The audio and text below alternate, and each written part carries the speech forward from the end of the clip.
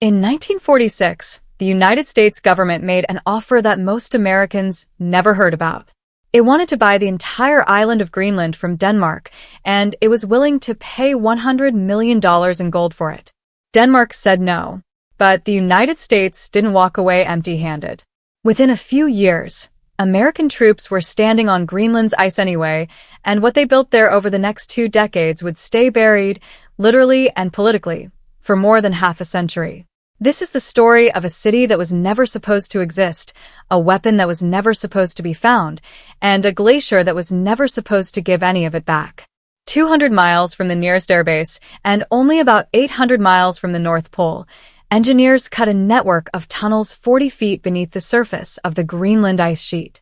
They called it Camp Century, and on paper it was a research station, a place where American scientists could study glaciology, weather patterns, and how to build in extreme cold. That was the story fed to newspapers, to visiting film crews, and to the Danish government that technically owned the land above it. The finished camp looked almost like a small American town that had been dropped into a freezer. There were dormitories, a mess hall serving hot meals, a barbershop, a chapel, a library, and even a movie theater, all connected by tunnels cut directly into the ice and reinforced with corrugated steel arches. Soldiers stationed there in the dead of Arctic winter, when exposed skin could freeze in under a minute, ate steak dinners and watched films indoors while the wind screamed outside. The U.S. Army was so proud of the achievement that it produced a television segment showcasing the base to the American public, presenting it as proof that human beings could build civilization anywhere, even inside a glacier. At the center of this frozen town sat something far more consequential than a mess hall, a portable nuclear reactor known as the PM-2A.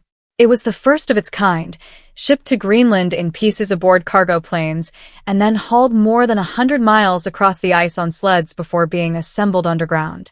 Loaded with uranium enriched to weapons-grade levels, the reactor supplied heat, light, and power to the camp, allowing roughly 200 men to survive winters that would otherwise have made the location unlivable. It was an extraordinary feat of Cold War engineering. It was also, as later records would show, deeply unstable.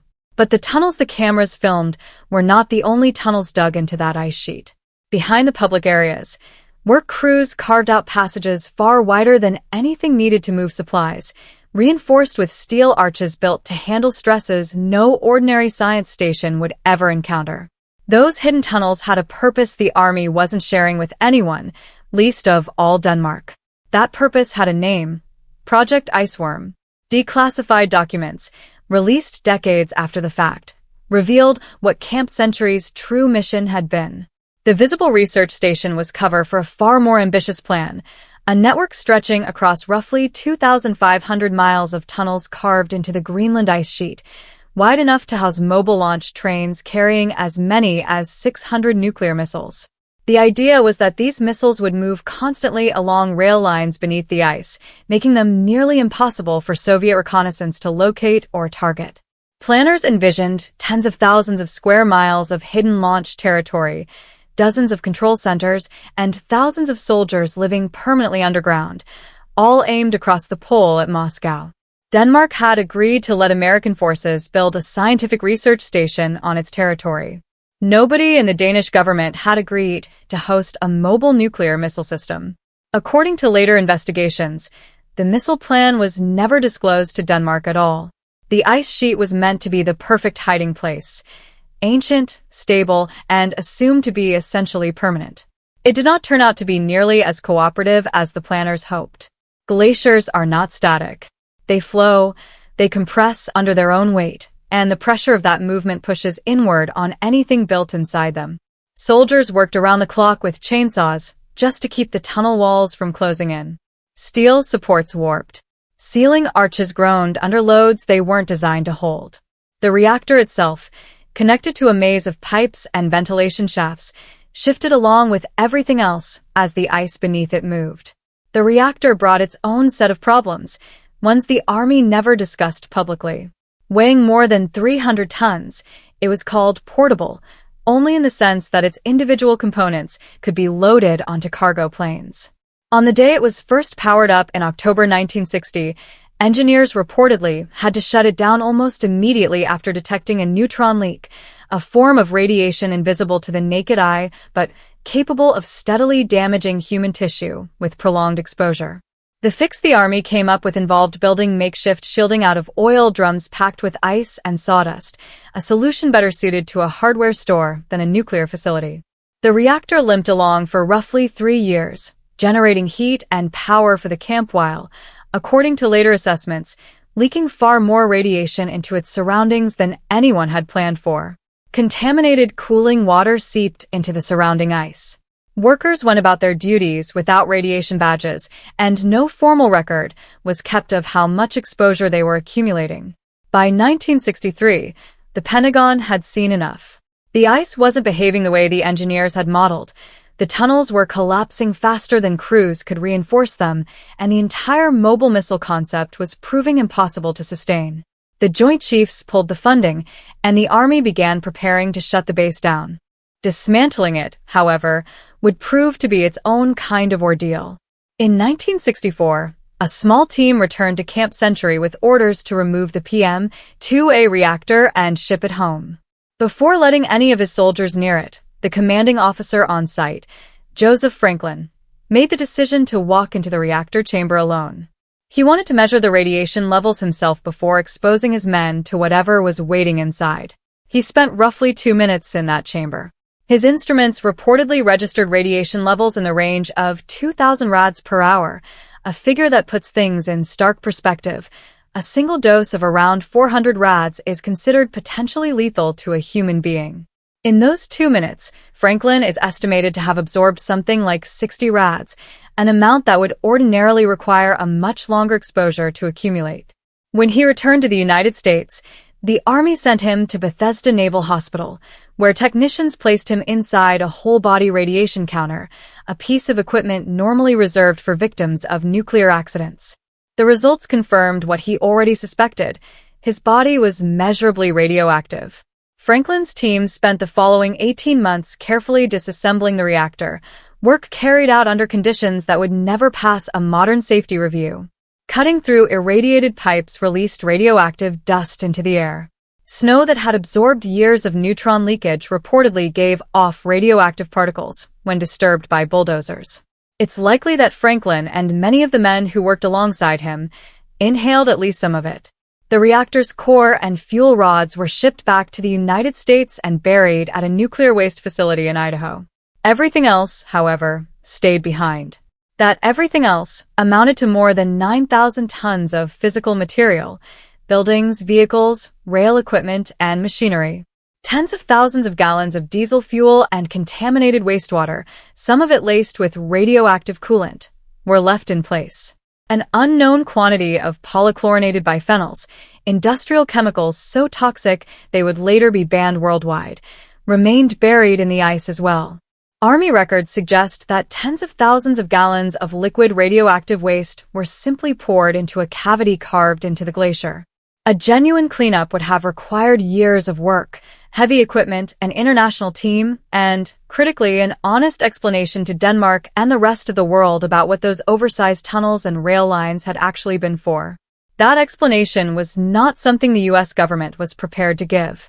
So instead of cleaning the site up, crews packed up what they could, sealed the tunnel entrances, and left the rest under the assumption that the problem would take care of itself. Northern Greenland, after all, accumulates more snow every year than it loses. The math seemed simple. Within a few decades, the entire abandoned base would be buried so deep beneath fresh ice that no one would ever need to think about it again. Franklin went on to a long and decorated military career, eventually reaching the rank of Major General, leading engineering units in Vietnam, and later teaching nuclear engineering at West Point. In 2002, he was treated for cancer in his prostate and one kidney. By 2015, the disease had spread to his lungs and bones. He died in 2017 at the age of 83.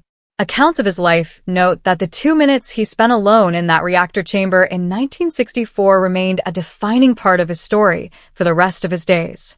For a while, the burial by snowfall strategy actually worked. Through the 1980s and into the 2000s, Camp Century sank deeper and deeper beneath accumulating layers of ice, eventually resting under tens of meters of solid ice, the equivalent of several stories of a building. The entire plan rested on one assumption, that in this part of Greenland, ice only ever moved in one direction, down and inward, burying things permanently and never giving them back. Historical snowfall data supported that assumption. Nobody building the plan in the 1960s seriously entertained the idea that the trend could reverse. It has reversed. The Arctic is warming at roughly twice the global average rate, and Greenland has seen a sharp rise in average temperatures in recent decades. The ice sheet, an expanse roughly the size of Mexico and in places more than a mile thick, is now losing mass at a scale that is difficult to grasp in ordinary terms. Vast quantities of ice vanishing every single second, day and night, with no pause.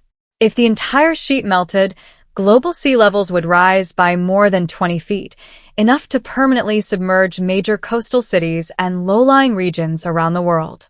The danger to Camp Century isn't primarily about surface melt, though.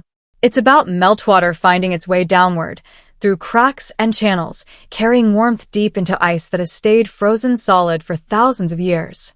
For the first time since the base was abandoned, researchers believe liquid water is reaching the depth where the old camp and its buried waste sit.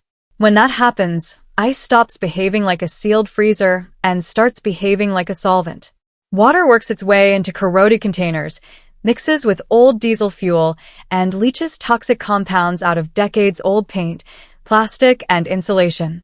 The PCBs are a particular concern, since they don't break down naturally and accumulate in fatty tissue as they move up the food chain, from small fish to larger fish, to seals, and eventually to the people who rely on those seals as a food source.